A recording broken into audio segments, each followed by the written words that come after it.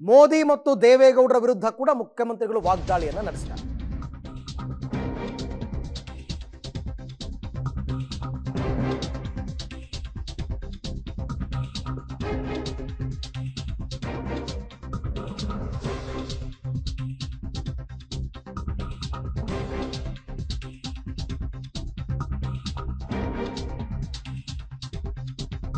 ಮೋದಿ ಮತ್ತು ದೇವೇಗೌಡರ ವಿರುದ್ಧ ಕೂಡ ಸಿಎಂ ವಾಗ್ದಾಳಿ ಮಾಡಿದ್ದಾರೆ.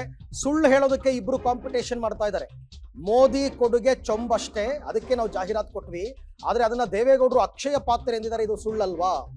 ರಾಜ್ಯಸಭಾ ಸದಸ್ಯರಾಗಿದ್ರು ಕೇಂದ್ರದ ಅನ್ಯಾಯದ ಬಗ್ಗೆ ದೇವೇಗೌಡರು ಮಾತನಾಡಲಿಲ್ಲ. ಇವರ ಸ್ವಾರ್ಥಕ್ಕಾಗಿ ಬಿಜೆಪಿ ಜೊತೆ ಮೈತ್ರಿ ಮಾಡಿಕೊಂಡಿದ್ದಾರೆ. ಮೋದಿಯನ್ನ ಸುಳ್ಳುಗಳ ಮೂಲಕ ಹೊಗಳೋದು ಕರ್ನಾಟಕಕ್ಕೆ ಮಾಡುವ ದೊಡ್ಡ ದ್ರೋಹ.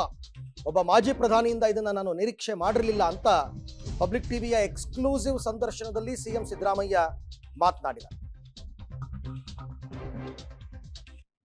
ಮೋದಿಯವ್ರನ್ನ ಸುಳ್ಳುಗಳ ಮೂಲಕ ಹೊಗಳದಿದೆಯಲ್ಲ, ಇದು ಕರ್ನಾಟಕಕ್ಕೆ ಮಾಡ್ತಕ್ಕಂಥ ದೊಡ್ಡ ದ್ರೋಹ ಅಂತ ನನ್ಗನ್ಸುತ್ತೆ. ನರೇಂದ್ರ ಮೋದಿ ಅವರನ್ನ ಹೊಗಳೋದು, ಸರ್ಕಾರವನ್ನ ಅಥವಾ ಹೀಗಳೆಯೋದು, ಇದು ಒಬ್ಬ ಮಾಜಿ ಪ್ರಧಾನಿಯಿಂದ ಇದು ನಿರೀಕ್ಷೆ ಮಾಡಿರಲಿಲ್ಲ. ಮಾಜಿ ಪ್ರಧಾನಿಯಾದವರು, ರಾಜ್ಯದ ಮಾಜಿ ಮುಖ್ಯಮಂತ್ರಿ ಆಗಿದ್ದವರು, ರಾಜ್ಯದಲ್ಲಿ ಅನೇಕ ವರ್ಷಗಳ ಕಾಲ ಮಂತ್ರಿ ಆಗಿದ್ದವರು, ಅವರಿಂದ ಇಂಥ ಮಾತುಗಳು ಬರ್ತವೆ ಅಂತ ನಿರೀಕ್ಷೆ ಮಾಡಿರಲಿಲ್ಲ. ನನಗೆ ಅವರು ಇಲ್ಲಿವರೆಗೆ ನಡ್ಕೊಂಡಿದಂತ ರೀತಿ ನೋಡಿದ್ರೆ ಬಿಜೆಪಿ ಅವ್ರ ಜೊತೆ ಅಲಯನ್ಸ್ ಮಾಡ್ಕೋತಾರೆ ಅಂತ ಅನ್ಸ್ತಿರ್ಲಿಲ್ಲ. ಬಟ್ ದೇವೇಗೌಡರು ಅವರ ಅಸ್ತಿತ್ವ ಉಳಿಸ್ಕೊಳ್ಳಿಕ್ಕೆ, ಅವರ ಕುಟುಂಬ ರಾಜಕಾರಣಕ್ಕೆ ಅಲಯನ್ಸ್ ಮಾಡ್ಕೊಂಡಿದ್ದಾರೆ. ಅವರೇ ಹೇಳಿದ್ದಾರೆ, ಇಲ್ಲ ನರೇಂದ್ರ ಮೋದಿ ಅವರು ಅಕ್ಷಯ ಪಾತ್ರೆ ಮಾಡ್ಬಿಟ್ಟವ್ರೆ, ಖಾಲಿ ಚೆಂಬಲ್ಲ ಅಂತ ಹೇಳಿದ್ದಾರೆ. ಸುಳ್ಳಲ್ವಾ? ಹಾಗಿದ್ರೆ ನಮ್ ದೇಶದ ಮೇಲೆ ಸಾಲ ನರೇಂದ್ರ ಮೋದಿ ಅವರು ಪ್ರೈಮ್ ಮಿನಿಸ್ಟರ್ ಆದಾಗ ಸ್ವಾತಂತ್ರ್ಯ ಬಂತವಿದೆ ಇದ್ದಂತ ಸಾಲ 53,11,000 ಕೋಟಿ. ಈಗ ಎಷ್ಟಿದೆ? 177 ಕೋಟಿ ಸಾಲ ಇದೆ. ಅಂದ್ರೆ 124 ಕೋಟಿ ಸಾಲನ ನರೇಂದ್ರ ಮೋದಿ ಅವರು 10 ವರ್ಷದಲ್ಲಿ ಮಾಡಿದ್ದಾರೆ. ನಾವು 4,30,30,000 ಕೋಟಿ ತೆರಿಗೆ ಕೊಡ್ತೀವಿ. 23-24ಕ್ಕೆ 4,30,30,000. ನಮ್ಗೆ ವಾಪಸ್ ಬರ್ತಕ್ಕಂಥದ್ದು 55,000 ಕೋಟಿ. ನಾವು ಕರ್ನಾಟಕದಿಂದ 100 ರೂಪಾಯಿ ಕೊಟ್ರೆ ನಾವು ಬರೋದು 100 ರೂಪಾಯಿ. ಸೊ ಇದು ಅನ್ಯಾಯ ಅಂತೇಳಿ ಪ್ರತಿಭಟಿಸಿದ್ವಿ. ಅದ್ರ ಜೊತೆಗೆ 15ನೇ ಹಣಕಾಸಿನ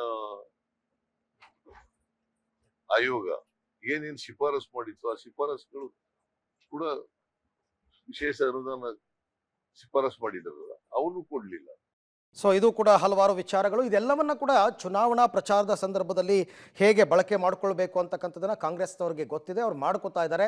ದೇವೇಗೌಡರು, ಮೋದಿ, ಕೇಂದ್ರ ಸರ್ಕಾರ ಎಲ್ಲದರ ವಿರುದ್ಧ ಕೂಡ ಪಬ್ಲಿಕ್ ಟಿವಿಯ ಎಕ್ಸ್ಕ್ಲೂಸಿವ್ ಸಂದರ್ಶನದಲ್ಲಿ ಮುಖ್ಯಮಂತ್ರಿ ಸಿದ್ದರಾಮಯ್ಯನವರು ಆಡಿರ್ತಕ್ಕಂಥ ಓಪನ್ ಟಾಕ್ ನೇರವಾಗಿ ದಾಳಿಯನ್ನು ಮಾಡಿದ್ದಾರೆ. ಆಮೇಲೆ ಅವ್ರು ಹೇಳಿದ್ರು, JDSನವರು BJP ಜೊತೆ ಮೈತ್ರಿ ಮಾಡ್ಕೋತಾರೆ ಅಂತ ನನಗೆ ಯಾವತ್ತೂ ಅನಿಸಿರಲಿಲ್ಲ. ಯಾಕೆಂದರೆ ದೇವೇಗೌಡರು ಮತ್ತು ಕುಮಾರಸ್ವಾಮಿ ಅವರ ಮಾತು ಹಾಗಿರ್ತಿತ್ತು.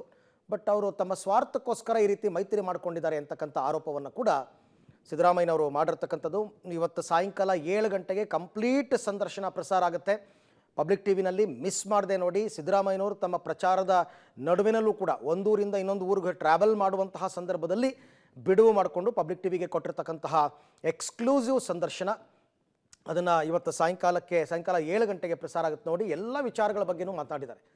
ಇವರು ಏನೇನು ಆರೋಪಗಳನ್ನ ಮಾಡ್ತಾ ಇದ್ರು, ಪ್ಲಸ್ ತಮ್ಮ ಪಕ್ಷದ ಸಾಧನೆ ಏನು, ಮತ್ತು BJP JDS ಅವರು ಕಾಂಗ್ರೆಸ್ ಮೇಲೆ ಮಾಡ್ತಾ ಇರ್ತಕ್ಕಂಥ ಆರೋಪಗಳಿಗೆ ಅವರ ಉತ್ತರ ಏನು, ಇದೆಲ್ಲ ವಿಚಾರ, ಕಾನೂನು ಸುವ್ಯವಸ್ಥೆಯಿಂದ ಹಿಡಿದು ಪ್ರತಿಯೊಂದರ ಬಗ್ಗೆನೂ ಕೂಡ ಮಾತನಾಡಿದ್ದಾರೆ. ಸಾಕಷ್ಟು ವಿಶ್ವಾಸ ವ್ಯಕ್ತಪಡಿಸಿದ್ದಾರೆ. ಈ ಸರ್ತಿ ಚುನಾವಣೆಯಲ್ಲಿ ನಾವು 20+ ಸೀಟ್ಗಳನ್ನ ಗೆಲ್ತೀವಿ ಅಂತಕ್ಕಂಥ ಮಾತನ್ನು ಕೂಡ ಆಡಿದ್ದಾರೆ. ಸಂಘಟಿತರಾಗಿ ನಾವು ಹೋರಾಟ ಮಾಡ್ತೀವಿ ಅಂತಕ್ಕಂಥದ್ದನ್ನು ಹೇಳಿದ್ದಾರೆ. ಸೊ ಹಾಗಾಗಿ ಇದರ ಕಂಪ್ಲೀಟ್ ಸಂದರ್ಶನ 7 ಗಂಟೆಗೆ ಪ್ರಸಾರ ಆಗುತ್ತೆ. ಮೋದಿ ಮತ್ತು ದೇವೇಗೌಡರ ವಿರುದ್ಧ ತಮ್ಮ ಸಂದರ್ಶನದಲ್ಲಿ ಮುಖ್ಯಮಂತ್ರಿಗಳು ವಾಗ್ದಾಳಿ ಮಾಡಿರೋದು, ಸುಳ್ಳು ಹೇಳೋದಕ್ಕೆ ಇಬ್ಬರು ಕಾಂಪಿಟೇಷನ್ ಮಾಡ್ತಿದ್ದಾರೆ ಅಂತ, ಇಲ್ಲಿಗೆ ಬರ್ತಾರೆ ಸುಳ್ಳು ಹೇಳ್ತಾರೆ ಅಂತ ಅವರ ಆರೋಪ. ಮೋದಿ ಕೊಡುಗೆ ನಮ್ಮ ರಾಜ್ಯಕ್ಕೆ ಚೆಂಬು ಕೊಟ್ಟಿದ್ದಾರೆ ಅವರು, ಅದಕ್ಕೆ ನಾವು ಜಾಹೀರಾತು ಕೊಟ್ವಿ ಅಂತಕ್ಕಂಥದ್ದು ಅವರ ಸಮರ್ಥನೆ. ದೇವೇಗೌಡರು ಅದನ್ನು ಅಕ್ಷಯ ಪಾತ್ರೆ ಅಂತಂದರು. ಸುಳ್ಳಲ್ವಾ ಅದು? ಅಕ್ಷಯ ಪಾತ್ರೆ ಎಲ್ಲಿ ಕೊಟ್ಟಿದ್ದಾರೆ ಮೋದಿಯವರು?